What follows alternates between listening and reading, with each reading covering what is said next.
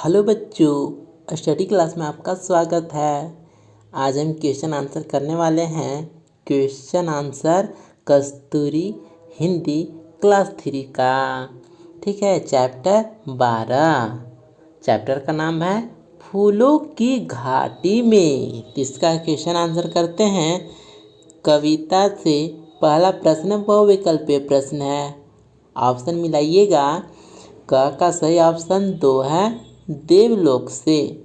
ख का सही जवाब ऑप्शन नंबर 3, केसर की। ग का सही उत्तर है ऑप्शन नंबर 1, पवन। घ का सही उत्तर है बुलबुल। ठीक है, तो 1 का क्वेश्चन आंसर आप मिलान कर लीजिए। अब आते हैं नेक्स्ट प्रश्न है, पढ़ो समझो और उत्तर दो। प्रश्न संख्या क, परियां कहाँ से और क्यों आती है? इसका उत्तर देखिए। परियां देवलोक से फुलवारी को देखने के लिए आती है। प्रश्न संख्या ख, घाटी में पवन कैसी बहती है? तो इसका उत्तर है, घाटी में मंद मंद पवन बहती है। प्रश्न संख्या ग, घाटी में बुलबुल क्या करती है?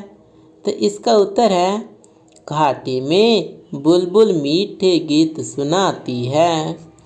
प्रश्न संख्या ख, कविता में बांसती का क्या अर्थ है?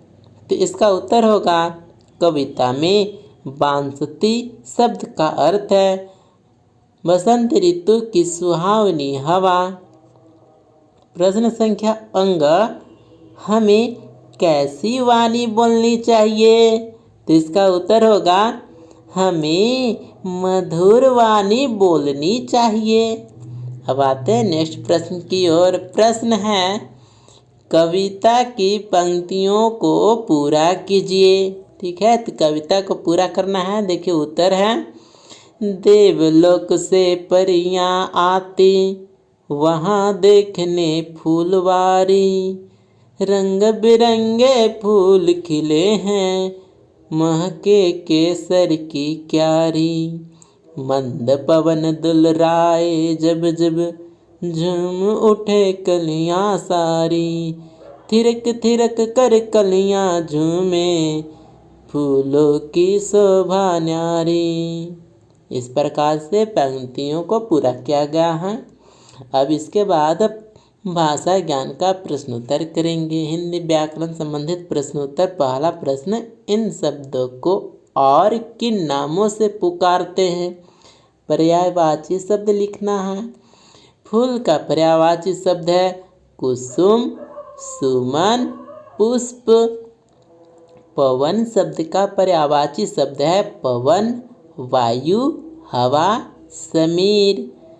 भंवरा शब्द का पर्यायवाची शब्द है भंवरा, भ्रमर, गुंजन। अब नेक्स्ट है दूसरा प्रश्न, पढ़ो समझो और नए शब्द लिखो। यह है ड। तो ड से संबंधित प्रश्न है। ठीक है, शब्द है ड से गडरिया, डमरू, डामर, डगर, डग, डगार। एक और शब्द है डकैत। ठीक है, अब अंग से है उड़, गुड़िया, सड़क, लड़का, लड़की, लड़ी और है लड़ाई।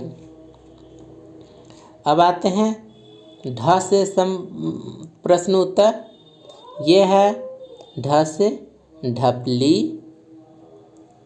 ठीक है, ढक्कन, ढाबा, ढाल, ढिलाई, ढील और ढीठ।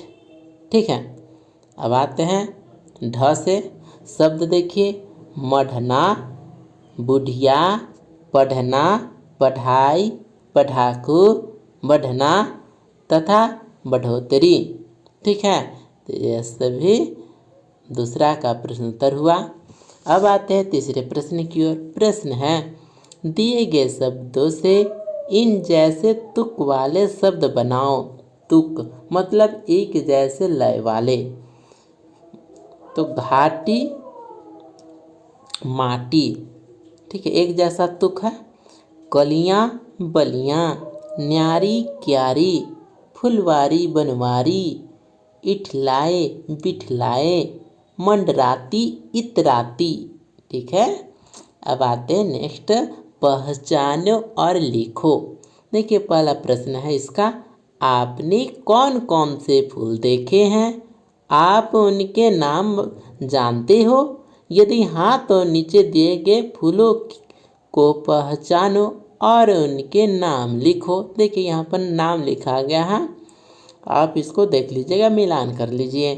गेंदा, गुलाब, कमल, कमलिनी, जाफरी, गुड़हल, सूर्यमुखी, चमेली, डेलिया। अब देखिए आगे दूसरा प्रश्न है पहचानो लिखो का।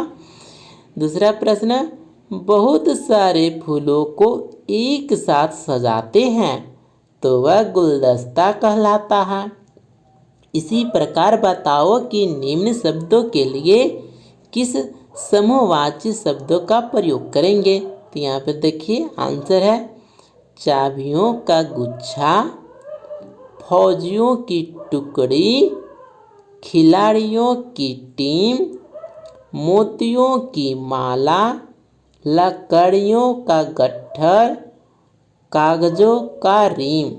ठीक है, इस प्रकार से आप इन शब्दों का शब्द समूह लिख सकते हैं। अब देखिए आगे प्रश्न है, ढूंढो तो जाने। प्रश्न है, नीचे कुछ वाक्य दिए गए हैं, प्रत्येक वाक्य में एक फूल का नाम दिया है, उसे ढूंढो और लिखो। क का उत्तर गुलाब, ख का उत्तर गुलमेहंदी, ग का उत्तर सूर्यमुखी, घ का उत्तर पेंसी, अंग का उत्तर चमेली, च का उत्तर चांदनी। ठीक है, इस प्रकार से फूलों का नाम लिख सकते हैं। ये चैप्टर 12 फूलों की घाटी में इसका प्रश्नोत्तर यहीं पर समाप्त होता है। मिलते हैं अगले वीडियो में। धन्यवाद।